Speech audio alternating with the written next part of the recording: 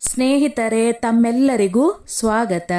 ನಿಮ್ಮ ವಯಸ್ಸು 68, 75 ಅಥವಾ 80 ದಾಟಿದ್ದರೆ ಮತ್ತು ನಿಮ್ಮ ಕಾಲುಗಳು ಈಗ ಹಿಂದಿನಂತೆ ನಿಮ್ಮ ದೇಹದ ಭಾರವನ್ನು ಸಹಿಸಿಕೊಳ್ಳಲು ಸಾಧ್ಯವಾಗುತ್ತಿಲ್ಲ ಎಂದಾದರೆ ಈ ವಿಡಿಯೋ ನಿಮಗಾಗಿಯೇ. ಮೊದಲು ನೀವು ಸುಲಭವಾಗಿ ಮೆಟ್ಟಿಲು ಹತ್ತುತ್ತಿದ್ದೀರಿ, ಮಾರುಕಟ್ಟೆಗೆ ನಡೆದುಕೊಂಡು ಹೋಗುತ್ತಿದ್ದೀರಿ, ದೇವಸ್ಥಾನಕ್ಕೆ ಹೋಗುತ್ತಿದ್ದೀರಿ. ಆದರೆ ಈಗ ಬಾತ್ರೂಮ್ಗೆ ಹೋಗುವುದಕ್ಕೆ ದೊಡ್ಡ ಕೆಲಸವಾಗಿ ಕಾಣಿಸುತ್ತಿದೆ. ಪ್ರತಿ ಹೆಜ್ಜೆ ಇಡುವಾಗ ಮೊಣಕಾಲಿನಲ್ಲಿ ನೋವು, ಕಾಲುಗಳಲ್ಲಿ ಕಂಪನ, ದೇಹದಲ್ಲಿ ಆತ್ಮವಿಶ್ವಾಸ ಕಡಿಮೆ ಆಗುತ್ತಿರುವ ಅನುಭವ, ಇವೆಲ್ಲವೂ ನಿಧಾನವಾಗಿ ಜೀವನದ ಸಂತೋಷವನ್ನು ಕಡಿಮೆ ಮಾಡುತ್ತವೆ. ಕೆಲವೊಮ್ಮೆ ಕುಳಿತುಕೊಂಡ ಜಾಗದಿಂದ ಎದ್ದು ನಿಲ್ಲುವುದೇ ಕಷ್ಟವಾಗುತ್ತದೆ. ಇನ್ನು ಕೆಲವರಿಗೆ ರಾತ್ರಿ ಸಮಯದಲ್ಲಿ ಕಾಲಿನಲ್ಲಿ ಏಕಾಏಕಿ ನೋವು ಮತ್ತು ಏಳುಕಟ್ಟು ಬರುತ್ತದೆ. ಇದು ಸಾಮಾನ್ಯ ವಯಸ್ಸಿನ ಲಕ್ಷಣ ಎಂದು ಅನೇಕರು ನಿರ್ಲಕ್ಷ್ಯ ಮಾಡುತ್ತಾರೆ. ಆದರೆ ಇದು ನಿಜವಾಗಿ ದೇಹದೊಳಗೆ ಪೋಷಕಾಂಶಗಳ ಕೊರತೆ, ಸ್ನಾಯು ದುರ್ಬಲತೆ ಮತ್ತು ಎಲುಬಿನ ಬಲ ಕಡಿಮೆಯಾಗುತ್ತಿರುವ ಪ್ರಮುಖ ಸೂಚನೆ. ಆದರೆ ಸ್ನೇಹಿತರೆ, ಚಿಂತೆ ಮಾಡುವ ಅಗತ್ಯವಿಲ್ಲ. ಸರಿಯಾದ ಆಹಾರ, ಸರಿಯಾದ ಅಭ್ಯಾಸ ಮತ್ತು ಕೆಲವು ಸರಳ ಮನೆ ಮದ್ದುಗಳನ್ನು ಅನುಸರಿಸಿದರೆ ಈ ಸಮಸ್ಯೆಯನ್ನು ನಿಧಾನವಾಗಿ ಕಡಿಮೆ ಮಾಡಬಹುದು ಮತ್ತು ಕಾಲುಗಳಿಗೆ ಮತ್ತೆ ಬಲ ಮತ್ತು ಸ್ಥೈರ್ಯವನ್ನು ತರಬಹುದು. ಸ್ನೇಹಿತರೆ, ಪ್ರತಿ ಹೆಜ್ಜೆಯಲ್ಲೂ ನೋವು, ಕಾಲುಗಳಲ್ಲಿ ದುರ್ಬಲತೆ, ಮೊಣಕಾಲುಗಳಲ್ಲಿ ಜಡತ್ವ, ರಾತ್ರಿ ಸಮಯದಲ್ಲಿ ಏಕಾಏಕಿ ಬರುವ ಕಾಲು ನೋವು, ಏಕಾಏಕಿ ಹಿಡಿಯುವ ಕ್ರ್ಯಾಂಪ್ಸ್, ಇವೆಲ್ಲವೂ ವಯಸ್ಸಿನ ಲಕ್ಷಣ ಮಾತ್ರವಲ್ಲ. ಇದು ನಿಮ್ಮ ದೇಹದೊಳಗಿನ ಎಲುಬು ಮತ್ತು ಸ್ನಾಯುಗಳಿಗೆ ಸರಿಯಾದ ಪೋಷಕಾಂಶ ಸಿಗುತ್ತಿಲ್ಲ ಎಂಬ ದೊಡ್ಡ ಸೂಚನೆ. ವಿಶ್ವ ಆರೋಗ್ಯ ಸಂಸ್ಥೆಯ ವರದಿಯ ಪ್ರಕಾರ 70% ಹಿರಿಯ ನಾಗರಿಕರಲ್ಲಿ ಕಾಲು ದುರ್ಬಲತೆ ಮತ್ತು ಮೊಣಕಾಲು ನೋವಿನ ಮುಖ್ಯ ಕಾರಣ ಕ್ಯಾಲ್ಸಿಯಂ, ವಿಟಮಿನ್ ಡಿ ಮತ್ತು ಪ್ರೋಟೀನ್ ಕೊರತೆ. ಸರಿಯಾದ ಆಹಾರವನ್ನು ಸರಿಯಾದ ವಿಧಾನದಲ್ಲಿ ತಿಂದರೆ 90 ವರ್ಷ ವಯಸ್ಸಿನಲ್ಲಿಯೂ ಎಲುಬುಗಳನ್ನು ಬಲಪಡಿಸಬಹುದು. ನಾವು ಸಾಮಾನ್ಯವಾಗಿ ಒಣ ಬೀಜಗಳು ಮತ್ತು ಒಣ ಹಣ್ಣುಗಳನ್ನು ಹಾಗೆ ತಿನ್ನುತ್ತೇವೆ. ಆದರೆ ಅವುಗಳನ್ನು ನೀರಿನಲ್ಲಿ ನೆನೆಸಿದರೆ ಅವುಗಳಲ್ಲಿ ಇರುವ ಪೋಷಕಾಂಶಗಳು ದೇಹಕ್ಕೆ ಇನ್ನೂ ಹೆಚ್ಚು ಸುಲಭವಾಗಿ ಸಿಗುತ್ತವೆ. ನೆನೆಸಿದ ಆಹಾರ ದೇಹಕ್ಕೆ ಒಂದು ನೈಸರ್ಗಿಕ ಔಷಧಿಯಂತೆ ಕೆಲಸ ಮಾಡುತ್ತದೆ, ಏಕೆಂದರೆ ನೆನೆಸುವ ಪ್ರಕ್ರಿಯೆಯಿಂದ ಅವುಗಳಲ್ಲಿ ಇರುವ ಫೈಟಿಕ್ ಆಸಿಡ್ ಕಡಿಮೆಯಾಗುತ್ತದೆ. ಇದು ಸಾಮಾನ್ಯವಾಗಿ ಪೋಷಕಾಂಶಗಳ ಅವಶೋಷಣೆಗೆ ಅಡ್ಡಿಯಾಗುತ್ತದೆ. ನೆನೆಸಿದ ನಂತರ ಬೀಜಗಳು ಮೃದುವಾಗುತ್ತವೆ, ಜೀರ್ಣಕ್ರಿಯೆಗೆ ಸುಲಭವಾಗುತ್ತವೆ ಮತ್ತು ದೇಹವು ಕ್ಯಾಲ್ಸಿಯಂ, ಮ್ಯಾಗ್ನೀಸಿಯಂ, ಐರನ್ ಮುಂತಾದ ಮುಖ್ಯ ಖನಿಜಗಳನ್ನು ಹೆಚ್ಚು ಪರಿಣಾಮಕಾರಿಯಾಗಿ ಪಡೆದುಕೊಳ್ಳುತ್ತದೆ. ಇದರಿಂದ ರಕ್ತ ಸಂಚಾರ ಸುಧಾರಿಸುತ್ತದೆ, ಸ್ನಾಯುಗಳಿಗೆ ಬಲ ಬರುತ್ತದೆ ಮತ್ತು ಎಲುಬುಗಳು ಗಟ್ಟಿಯಾಗುತ್ತವೆ. ವಿಶೇಷವಾಗಿ ಹಿರಿಯ ವಯಸ್ಸಿನವರಿಗೆ ಇದು ತುಂಬಾನೇ ಉಪಯುಕ್ತವಾಗಿದೆ, ಏಕೆಂದರೆ ಅವರ ಜೀರ್ಣಶಕ್ತಿ ಕಡಿಮೆಯಾಗಿರುತ್ತದೆ. ಆದ್ದರಿಂದ ಪ್ರತಿದಿನ ನೆನೆಸಿದ ಆಹಾರವನ್ನು ಸೇವಿಸುವುದು ಆರೋಗ್ಯವನ್ನು ನಿಧಾನವಾಗಿ ಸುಧಾರಿಸುವ ಒಂದು ಸರಳ ಆದರೆ ಶಕ್ತಿಯುತ ವಿಧಾನವಾಗಿದೆ. ಮೊದಲ ಉಪಾಯ ಏನೆಂದರೆ ಮೆಂತ್ಯ ಮತ್ತು ಅಕ್ರೋಟ್. 1 ಚಮಚ ಮೆಂತ್ಯ ಕಾಳು ಮತ್ತು 2 ಅಕ್ರೋಟ್ ತುಂಡುಗಳನ್ನು ರಾತ್ರಿ ನೀರಿನಲ್ಲಿ ನೆನೆಸಿಡಿ. ಬೆಳಗ್ಗೆ ಆ ನೀರನ್ನು ಮೊದಲು ಕುಡಿಯಿರಿ. ನಂತರ ಮೆಂತ್ಯ ಮತ್ತು ಅಕ್ರೋಟನ್ನು ಚೆನ್ನಾಗಿ ಅಗಿದು ತಿನ್ನಿ. ಈ ಉಪಾಯವು ವಿಶೇಷವಾಗಿ ಮೊಣಕಾಲು ನೋವು, ಕಾಲುಗಳಲ್ಲಿ ದುರ್ಬಲತೆ, ಸ್ನಾಯುಗಳಲ್ಲಿ ಜಡತ್ವ ಇರುವವರಿಗೆ ತುಂಬಾ ಉಪಯುಕ್ತವಾಗಿದೆ. ಮೆಂತೆಯಲ್ಲಿ ಇರುವ ಆಂಟಿ ಇನ್ಫ್ಲಮೇಟರಿ ಗುಣಗಳು ಸಂಧಿಗಳಲ್ಲಿ ಇರುವ ಉರಿಯನ್ನು ಕಡಿಮೆ ಮಾಡುತ್ತವೆ, ಜೊತೆಗೆ ರಕ್ತ ಸಂಚಾರವನ್ನು ಸುಧಾರಿಸುತ್ತವೆ. ಅಕ್ರೋಟ್ನಲ್ಲಿ ಇರುವ ಒಮೆಗಾ 3 ಫ್ಯಾಟಿ ಆಸಿಡ್ ಸ್ನಾಯುಗಳನ್ನು ಬಲಪಡಿಸಲು ಮತ್ತು ಸಂಧಿಗಳಿಗೆ ನೈಸರ್ಗಿಕ ಸವರಣೆ ಅಂದರೆ ಲುಬ್ರಿಕೇಶನ್ ನೀಡಲು ಸಹಾಯ ಮಾಡುತ್ತದೆ. ಈ ಎರಡನ್ನು ನೆನೆ ಹಾಕಿದ ಮೇಲೆ ತಿಂದರೆ ದೇಹಕ್ಕೆ ಪೋಷಕಾಂಶಗಳು ಬೇಗ ಸಿಗುತ್ತವೆ ಮತ್ತು ನಿಧಾನವಾಗಿ ಕಾಲುಗಳಿಗೆ ಬಲ ಬರುತ್ತದೆ. ವಿಶೇಷವಾಗಿ ಮೆಟ್ಟಿಲು ಏರುವಾಗ ನೋವು, ಕುಳಿತ ಜಾಗದಿಂದ ಎದ್ದಾಗ ಕಷ್ಟ, ಹೆಚ್ಚು ಹೊತ್ತು ನಿಂತರೆ ಕಾಲು ನಡುಕು ಇಂತಹ ಸಮಸ್ಯೆಗಳು ಇರುವವರು ಈ ಉಪಾಯವನ್ನು ಕನಿಷ್ಠ 15ರಿಂದ 20 ದಿನ ನಿಯಮಿತವಾಗಿ ಮಾಡಿದರೆ ಉತ್ತಮ ಫಲಿತಾಂಶ ಕಾಣಬಹುದು. 2. ಕಪ್ಪು ಎಳ್ಳು ಮತ್ತು ಒಣದ್ರಾಕ್ಷಿ. 2 ಚಮಚ ಕಪ್ಪು ಎಳ್ಳು ಮತ್ತು 8ರಿಂದ 10 ಒಣದ್ರಾಕ್ಷಿಯನ್ನು ರಾತ್ರಿ ಸ್ವಚ್ಛವಾದ ನೀರಿನಲ್ಲಿ ನೆನೆ ಹಾಕಿ. ಬೆಳಗ್ಗೆ ಎದ್ದ ತಕ್ಷಣ ಮೊದಲು ಆ ನೀರನ್ನು ಕುಡಿಯಿರಿ. ನಂತರ ಎಳ್ಳು ಮತ್ತು ಒಣದ್ರಾಕ್ಷಿಯನ್ನು ಚೆನ್ನಾಗಿ ಅಗಿದು ತಿನ್ನಿರಿ. ಈ ಉಪಾಯವು ಎಲುಬುಗಳಿಗೆ ಅತ್ಯುತ್ತಮ ಕ್ಯಾಲ್ಸಿಯಂ ನೀಡುವುದರ ಜೊತೆಗೆ ಕಾಲುಗಳ ದುರ್ಬಲತೆ, ಮೊಣಕಾಲು ನೋವು ಮತ್ತು ರಾತ್ರಿ ಸಮಯದಲ್ಲಿ ಬರುವ ಕಾಲು ಏಳುಕಟ್ಟು ಅಂದರೆ ಕ್ರ್ಯಾಂಪ್ಸ್ ಸಮಸ್ಯೆಯನ್ನು ಕಡಿಮೆ ಮಾಡಲು ಸಹಾಯ ಮಾಡುತ್ತದೆ. ಕಪ್ಪು ಎಳ್ಳಿನಲ್ಲಿ ಕ್ಯಾಲ್ಸಿಯಂ, ಐರನ್, ಕಾಪರ್ ಮತ್ತು ಆರೋಗ್ಯಕರ ಕೊಬ್ಬುಗಳು ತುಂಬಾ ಪ್ರಮಾಣದಲ್ಲಿ ಇರುತ್ತವೆ. ಇದು ಎಲುಬುಗಳನ್ನು ಒಳಗಿನಿಂದ ಗಟ್ಟಿಗೊಳಿಸುತ್ತದೆ. ಒಣದ್ರಾಕ್ಷಿಯಲ್ಲಿ ಪೊಟ್ಯಾಸಿಯಂ ಮತ್ತು ಬೋರಾನ್ ಇರುತ್ತದೆ. ಇದು ದೇಹದಲ್ಲಿ ಕ್ಯಾಲ್ಸಿಯಂ ಸರಿಯಾಗಿ ಅವಶೋಷಣೆಯಾಗಲು ಸಹಾಯ ಮಾಡುತ್ತದೆ ಮತ್ತು ಸ್ನಾಯುಗಳಿಗೆ ಶಕ್ತಿ ನೀಡುತ್ತದೆ.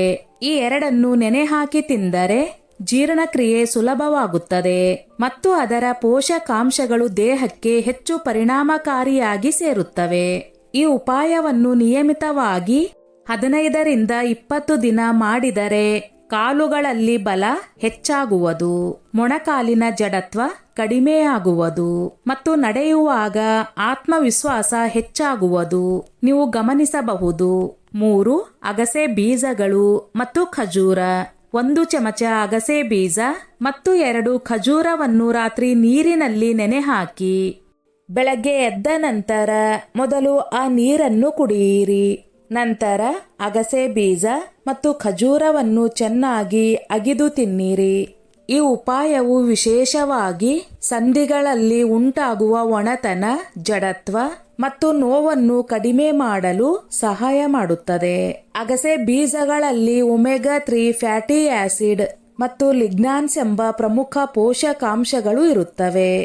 ಅವು ದೇಹದಲ್ಲಿನ ಉರಿಯೂತವನ್ನು ಕಡಿಮೆ ಮಾಡಿ ಸಂಧಿಗಳಿಗೆ ನೈಸರ್ಗಿಕ ಸವರಣೆ ನೀಡುತ್ತವೆ.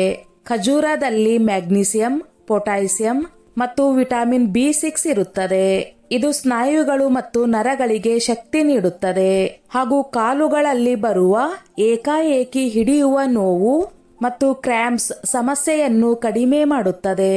ಈ ಎರಡನ್ನು ನೆನೆಸಿದ ನಂತರ ತಿಂದರೆ ಅವು ಮೃದುವಾಗಿ ಜೀರ್ಣವಾಗುತ್ತವೆ ಮತ್ತು ದೇಹವು ಅವುಗಳ ಪೋಷಕಾಂಶಗಳನ್ನು ಸುಲಭವಾಗಿ ಹೀರಿಕೊಳ್ಳುತ್ತವೆ. ಈ ಉಪಾಯವನ್ನು ನಿಯಮಿತವಾಗಿ ಮಾಡಿದರೆ ನಡೆಯುವಾಗ ಮೊಣಕಾಲಿನಿಂದ ಬರುವ ಶಬ್ದ ಕಡಿಮೆಯಾಗುವುದು, ಕಾಲುಗಳಲ್ಲಿ ಬಲ ಹೆಚ್ಚಾಗುವುದು ಮತ್ತು ನಿಧಾನವಾಗಿ ನೋವು ಕಡಿಮೆಯಾಗುವುದು ನಿಮ್ಮ ಗಮನಕ್ಕೆ ಬರುತ್ತದೆ. 4. ಬಾದಾಮಿ. ಬಾದಾಮಿಯನ್ನು ರಾತ್ರಿ ಸ್ವಚ್ಛವಾದ ನೀರಿನಲ್ಲಿ ನೆನೆ ಹಾಕಿ. ಬೆಳಗ್ಗೆ ಎದ್ದ ನಂತರ ಮೊದಲು ಆ ನೀರನ್ನು ಕುಡಿಯಿರಿ. ನಂತರ ಬಾದಾಮಿಯ ಸಿಪ್ಪೆಯನ್ನು ತೆಗೆದು ಚೆನ್ನಾಗಿ ಅಗಿದು ತಿನ್ನಿರಿ. ಬಾದಾಮಿಯಲ್ಲಿ ವಿಟಮಿನ್ ಇ, ಮ್ಯಾಗ್ನೀಸಿಯಂ, ಪ್ರೋಟೀನ್ ಮತ್ತು ಆರೋಗ್ಯಕರ ಕೊಬ್ಬುಗಳು ತುಂಬಾ ಪ್ರಮಾಣದಲ್ಲಿ ಇರುತ್ತವೆ. ಇವು ಸ್ನಾಯುಗಳನ್ನು ಬಲಪಡಿಸಲು, ನರಗಳಿಗೆ ಶಕ್ತಿ ನೀಡಲು ಮತ್ತು ದೇಹದ ಒಟ್ಟಾರೆ ದುರ್ಬಲತೆಯನ್ನು ಕಡಿಮೆ ಮಾಡಲು ಸಹಾಯ ಮಾಡುತ್ತದೆ. ವಿಶೇಷವಾಗಿ ಹಿರಿಯ ವಯಸ್ಸಿನವರಿಗೆ ಬಾದಾಮಿ ತುಂಬಾ ಒಳ್ಳೆಯ ಪೋಷಕಾಂಶ ಆಹಾರವಾಗಿದೆ, ಏಕೆಂದರೆ ಇದು ಮೆದುಳಿನ ಶಕ್ತಿಯನ್ನು ಹೆಚ್ಚಿಸುವುದರ ಜೊತೆಗೆ ಕೈ ಕಾಲುಗಳಿಗೆ ಬಲ ನೀಡುತ್ತದೆ. ಬಾದಾಮಿಯನ್ನು ನೆನೆಸಿದ ನಂತರ ತಿನ್ನುವುದರಿಂದ ಅದು ಮೃದುವಾಗುತ್ತದೆ, ಜೀರ್ಣವಾಗಲು ಸುಲಭವಾಗುತ್ತದೆ ಮತ್ತು ಅದರಲ್ಲಿರುವ ಪೋಷಕಾಂಶಗಳು ದೇಹಕ್ಕೆ ಬೇಗನೆ ಸಿಗುತ್ತವೆ. ಈ ಉಪಾಯವನ್ನು ನಿಯಮಿತವಾಗಿ ಮಾಡಿದರೆ ದೇಹದಲ್ಲಿ ಶಕ್ತಿ ಹೆಚ್ಚಾಗುತ್ತದೆ, ಕಾಲುಗಳಲ್ಲಿ ಬಲ ಬರುತ್ತದೆ, ಬೇಗ ದಣಿವಾಗುವುದನ್ನು ಕಡಿಮೆಯಾಗುತ್ತದೆ ಮತ್ತು ನಿಧಾನವಾಗಿ ನಡೆಯುವ ಸಾಮರ್ಥ್ಯವು ಹೆಚ್ಚಾಗುತ್ತದೆ. 5. ಸೋಂಪು ಮತ್ತು ಮಖಾನ. 1 ಚಮಚ ಸೋಂಪು ಮತ್ತು ಸುಮಾರು 10 ಮಖಾನವನ್ನು ರಾತ್ರಿ ನೀರಿನಲ್ಲಿ ನೆನೆಸಿಡಿ. ಬೆಳಗ್ಗೆ ಎದ್ದ ನಂತರ ಮೊದಲು ಆ ನೀರನ್ನು ಕುಡಿಯಿರಿ. ನಂತರ ಸೋಂಪು ಮತ್ತು ಮಖಾನವನ್ನು ಚೆನ್ನಾಗಿ ಅಗಿದು ತಿನ್ನಿರಿ. ಈ ಉಪಾಯವು ವಿಶೇಷವಾಗಿ ರಾತ್ರಿ ಸಮಯದಲ್ಲಿ ಬರುವ ಕಾಲುಗಳಲ್ಲಿ ನೋವು, ಕ್ರ್ಯಾಂಪ್ಸ್, ಕಾಲು ಸೆಳೆತ, ಸ್ನಾಯು ಗಟ್ಟಿಯಾಗುವುದು ಇಂತಹ ಸಮಸ್ಯೆಗಳನ್ನು ಕಡಿಮೆ ಮಾಡಲು ಸಹಾಯ ಮಾಡುತ್ತದೆ. ಸೋಂಪಿನಲ್ಲಿ ಮ್ಯಾಗ್ನೀಸಿಯಂ, ಕ್ಯಾಲ್ಸಿಯಂ ಮತ್ತು ಪೊಟ್ಯಾಸಿಯಂ ಇರುತ್ತವೆ. ಇವು ಸ್ನಾಯುಗಳನ್ನು ರಿಲ್ಯಾಕ್ಸ್ ಮಾಡುತ್ತವೆ ಮತ್ತು ನರಗಳ ಒತ್ತಡವನ್ನು ಕಡಿಮೆ ಮಾಡುತ್ತವೆ. ಮಖಾನ ಎಲುಬುಗಳಿಗೆ ಮತ್ತು ಸ್ನಾಯುಗಳಿಗೆ ಬಹಳ ಉತ್ತಮ ಆಹಾರ. ಇದರಲ್ಲಿ ಕ್ಯಾಲ್ಸಿಯಂ ಮತ್ತು ಪ್ರೋಟೀನ್ ಇರುತ್ತದೆ. ಇದು ಕಾಲುಗಳಿಗೆ ಬಲ ನೀಡುತ್ತದೆ. ಈ ಎರಡನ್ನು ನೆನೆಸಿ ತಿಂದರೆ ದೇಹಕ್ಕೆ ತಂಪು ನೀಡುತ್ತದೆ, ಜೀರ್ಣಕ್ರಿಯೆ ಸುಧಾರಿಸುತ್ತದೆ ಮತ್ತು ರಾತ್ರಿ ಸಮಯದಲ್ಲಿ ಕಾಲು ನೋವು, ಸೆಳೆತ ಸಮಸ್ಯೆಗಳು ನಿಧಾನವಾಗಿ ಕಡಿಮೆಯಾಗುತ್ತವೆ. ಈ ಉಪಾಯವನ್ನು ನಿಯಮಿತವಾಗಿ ಮಾಡಿದರೆ ಚೆನ್ನಾಗಿ ನಿದ್ರೆ ಬರುತ್ತದೆ, ಕಾಲುಗಳಲ್ಲಿ ಹಗೂರ ಅನುಭವವಾಗುತ್ತದೆ ಮತ್ತು ಬೆಳಗ್ಗೆ ಎದ್ದಾಗ ಕಾಲುಗಳಲ್ಲಿ ಜಡತ್ವ ಕಡಿಮೆ ಆಗಿರುವುದನ್ನು ನೀವು ಗಮನಿಸಬಹುದು.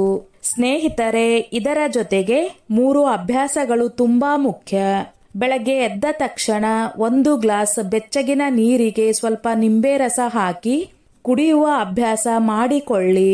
ಇದು ದೇಹದ ಒಳಗಿನ ವಿಷ ಪದಾರ್ಥಗಳನ್ನು ಹೊರಹಾಕಲು ಸಹಾಯ ಮಾಡುತ್ತದೆ, ಜೀರ್ಣಕ್ರಿಯೆಯನ್ನು ಸುಧಾರಿಸುತ್ತದೆ ಮತ್ತು ದೇಹವನ್ನು ಹಗೂರವಾಗಿರಿಸುತ್ತದೆ. ಪ್ರತಿದಿನ ಕನಿಷ್ಠ 15 ನಿಮಿಷ ಸೂರ್ಯನ ಬೆಳಕಿನಲ್ಲಿ ಕುಳಿತುಕೊಳ್ಳುವುದು ಕೂಡ ತುಂಬಾನೇ ಅಗತ್ಯ. ಏಕೆಂದರೆ ಸೂರ್ಯನ ಬೆಳಕಿನಿಂದ ದೇಹಕ್ಕೆ ವಿಟಮಿನ್ ಡಿ ಸಿಗುತ್ತದೆ. ಈ ವಿಟಮಿನ್ ಡಿ ಎಲುಬುಗಳನ್ನು ಗಟ್ಟಿಗೊಳಿಸಲು ಮತ್ತು ಕಾಲುಗಳಿಗೆ ಬಲ ನೀಡಲು ತುಂಬಾ ಮುಖ್ಯ.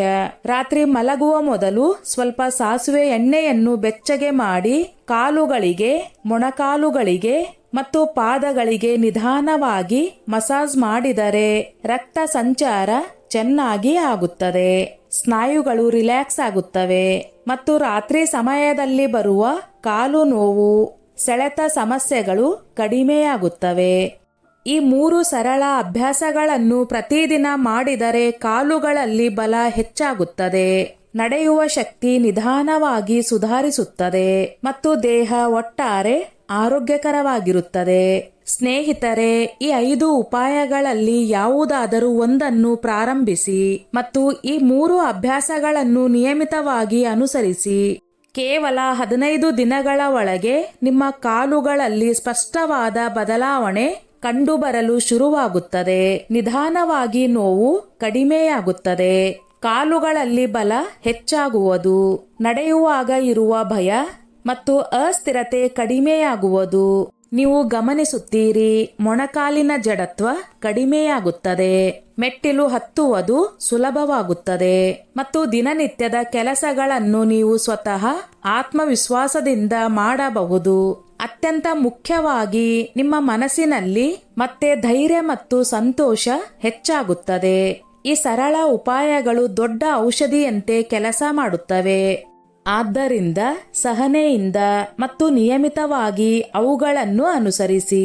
ನಿಮ್ಮ ಆರೋಗ್ಯ ನಿಮ್ಮ ಕೈಯಲ್ಲಿದೆ ಎಂಬುದನ್ನು ನೆನಪಿಟ್ಟುಕೊಳ್ಳಿ. ಸ್ನೇಹಿತರೆ, ಈ ನನ್ನ ಮಾಹಿತಿ ನಿಮಗೆ ಇಷ್ಟವಾಗಿದ್ದಲ್ಲಿ ದಯವಿಟ್ಟು ಶೇರ್ ಮಾಡಿ, ಲೈಕ್ ಮಾಡಿ ಮತ್ತು ಸಬ್ಸ್ಕ್ರೈಬ್ ಮಾಡಿ.